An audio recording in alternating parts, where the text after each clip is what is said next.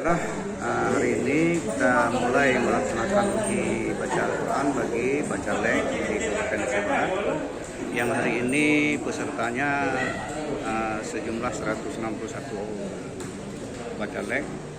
Kemudian rata-rata dari mereka kemampuannya lumayan untuk bisa membaca Al-Quran.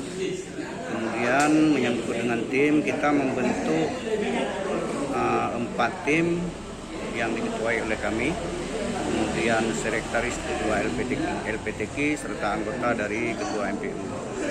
Nah, keempat tim ini akan menyeleksi bacalek sejumlah 461 peserta. Bagi bacalek yang tidak mampu membaca Al-Quran tentu tidak akan lolos sebagai bacalek dari partai yang bersangkutan. Yang dinilai apa saja nih, Bang? Yang dinilai ketepatan makhrajal huruf, kemudian adab, kemudian qiraah.